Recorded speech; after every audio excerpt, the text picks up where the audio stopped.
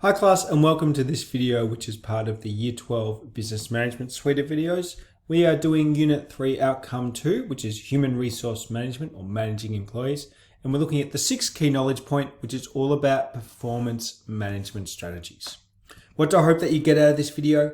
That you understand what we mean by performance management strategies and how they're really important so that the business and employee objectives are met.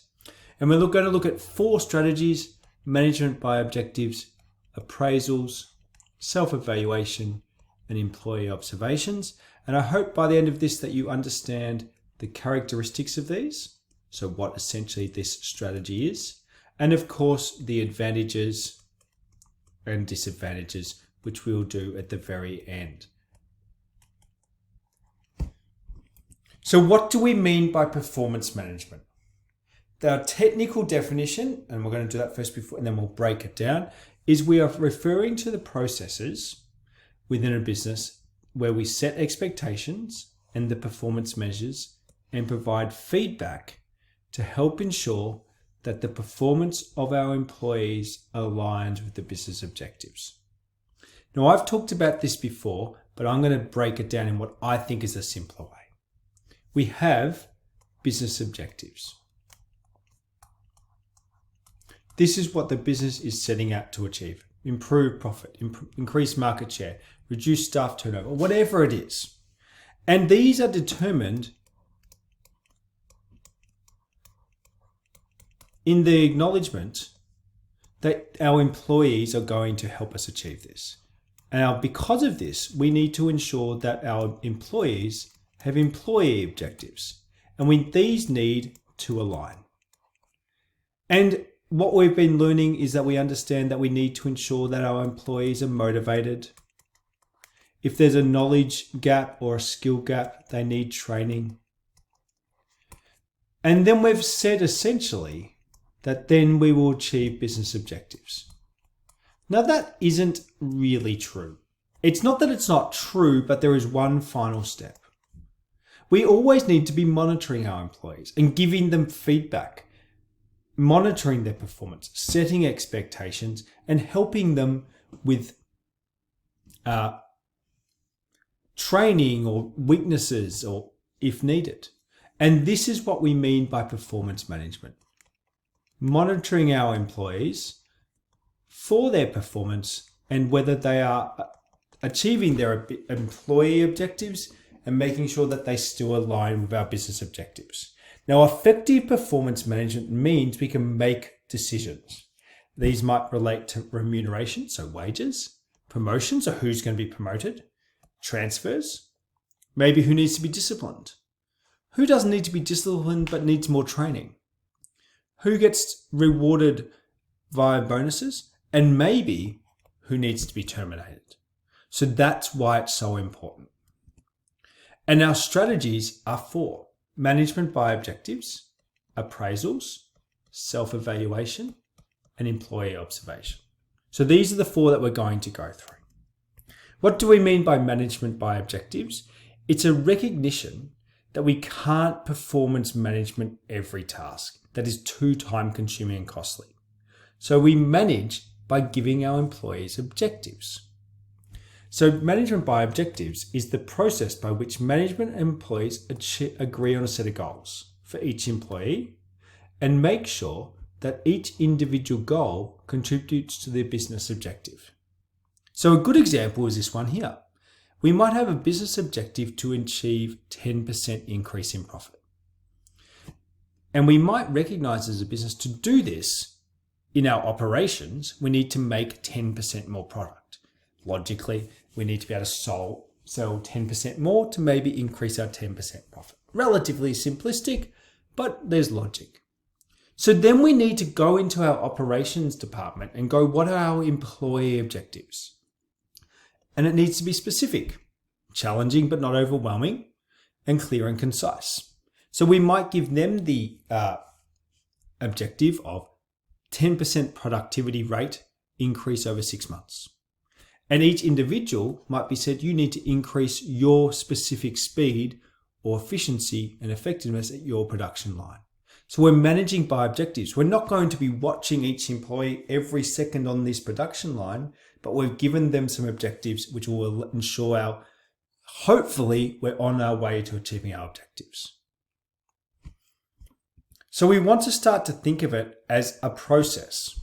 The business objectives are defined. We then create individual employee goals. We regularly monitor it and give feedback, and this might feel very much like the goal setting theory of Locke and Latham. And then we do performance appraisals, which is our next strategy, on the achievement.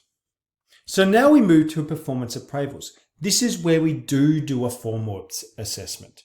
Management, it almost goes hand in hand with management by objectives. We give objectives, we give goals that make sense. We can't monitor everyone all the time, but we will do a formal assessment of how effectively and efficiently an employee is performing.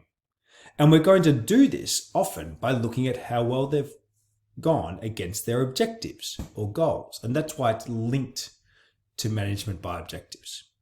Now, performance appraisals have 5 key purposes, especially because it's quite a formal assessment. It provides employees with feedback. It acts as a measure by which we can make some performance-related pay or career advancement decisions. So we can make decisions against promotion or pay rise and bonuses because we can do a formal assessment of how well you've gone against goals. It helps the business monitor its selection.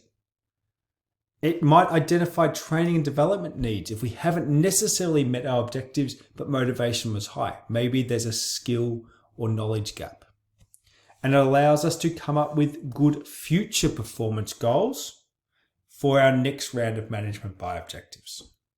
Now, there's 3 approaches. The essay method, which is, I would say, an unrealistic method in the real world. This would be a manager keeps a journal and notes down all the aspects of job performance.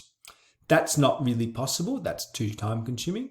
So often managers, before they do a performance appraisal throughout the year, do a critical incident method. This is similar to the essay method. They do keep a journal and note down job performance, but they really are taking note and only record exceptionally good or bad performance, because that's going to be the key parts of this formal assessment. Now, much more common in the real world, I would say, is the comparison method. This is where employees are ranked according to a rating scale or a benchmark, all against their goals. And an example of this comparison method is like here. This is where an employee's rate and scored against 16 key indicators or things that have been determined important for this role, and they're given a score out of 5. So a score out of 80. And it's called the comparison method because each employee doing this role would be scored out of 80, and hence we can do a comparison.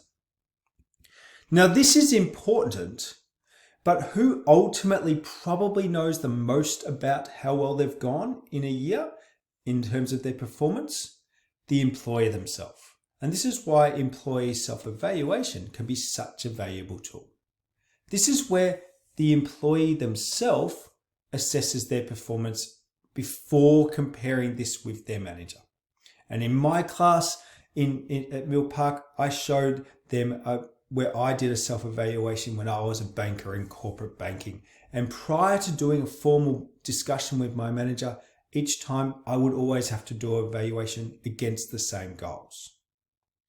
Why is this important? Because you can do a self-evaluation of the performance, thinking about strengths and weaknesses and how they can overcome it, so you can have a better formal assessment. And it's also a great time to think about aspirations, so what someone wants to do next. Now, also who has great feedback about the performance of an employee, other employees. And this is what we mean by employee observation. It involves collecting a variety of views and opinions on the performance of an employee. A great way to do this is something called 360-degree feedback, where people give feedback on other employees and other employees give feedback on them. So you get a really well-rounded view of everyone. It's important if we have an employee here and we think of people having bosses and people that they have subordinates, that you get this observation and feedback from 3 levels. Their equals, for want of a better term, in the organizational structure, and I'm going to call them peers. Their superiors, so their bosses, so managers and people above them in the corporate structure, and also their subordinates. Because then you're going to get a very well-rounded view of this person. Isn't this employee someone who's very respectful to their superiors, but not very ethically minded when treating subordinates? That's important information to know and to get feedback on. So that's the power of employee observation. And as this is where we go into a little bit more, I should have skipped to this one. You can see 360-degree feedback involves seeking anonymous input from subordinates, people below them, peers at the same level, and superiors above. And it's the great part of this is its wide-ranging, comprehensive view of the employee's strengths, weaknesses, across all the aspects of their management skills, such as communication, leadership, people skills, all of those things. So that's a lot of different types of ways, in fact 4, that we can do performance management. That important aspect where we have motivated and hopefully skilled and knowledgeable employees. Are they meeting their objectives? Are they achieving their employee objectives? And are their employee objectives helping the business objective? What are the strengths and weaknesses, or the advantages and disadvantages of these? I have outlined them here. And again, I'm not going to go through these. That's quite a wordy slide, and you are more than capable of pausing and making some notes. For now, I hope that this has helped you understand why performance management is so important, and what we mean by management by objectives, appraisals, self-evaluation, and employee observation.